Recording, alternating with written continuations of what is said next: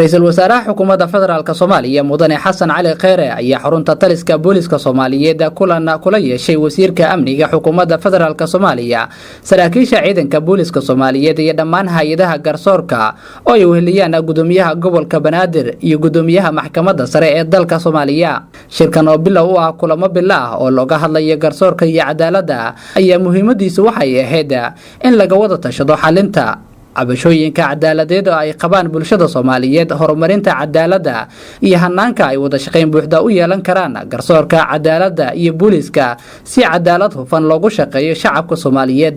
Ra'iisul wasaaraha xukuumadda federaalka Soomaaliya mudane Xasan Cali Kheyre ayaa hay'adaha garsoorka, cadaaladda iyo taliska booliska Soomaaliyeed ku dhiirigeliyay in ay qabtaan shaqo saxan oo hufan. Saraakiil guuta Bashiir Maxamed Cabdi oo gabagabada kulanka warbaahinta la hadlay ayaa faahfaahin ka bixiyay kulanka ay maanta la yeesheen ra'iisul wasaaraha xukuumadda federaalka Soomaaliya mudane Xasan Cali Kheyre. Waxa ra'iisul wasaaruhu yimid taliska ciidanka booliska Soomaaliyeed xarunta looga taliyo ee kula shiray dhammaan hay'adaha garsoorka, gudoomiyaha maxkamadda sare, xeer ilaalinta, garyaqaanka, gudoomiyaha gobolka, taliyaha ciidanka asluubta iyo dhammaan taliyaasha ciidamada garsoorka iyo cadaaladda ku lug leh ama ka shaqeeya. Shirkan wuxuu ku saabsanaa si la isku waafajin lahaa garsoorka, cadaaladda iyo fulinta.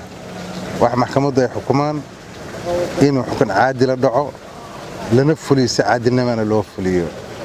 Ra'iisul wasaaruhu wuxuu ka hadlay kalsooni darrada shacabka oo loo baahan in kalsoonida shacabka dib loogu soo celiyo, cadaaladda loogu soo celiyo.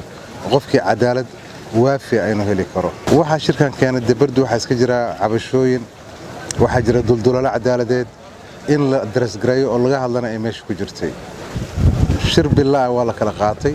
Waxa kale oo la kala qaatay wixii ka dambeeyay wax la taaban karo in la isugu yimaado oo marka muddada bisha dhexdeeda wixii dhaca in la soo bandhigo ama khalad ha noqoto ama sax ha noqoto ama wixii carqalada ama wixii challenge oo marka jira in laga wada hadlo. Laakiin garsoorka iyo cadaaladdu iyo implementation-ka ciidanka booliska fulinta in isku hal wada la raaco aan la kala iska hor imaanin. Mustafa Xasan Cabdi, wararka TV-ga STN, magaalada Muqdisho.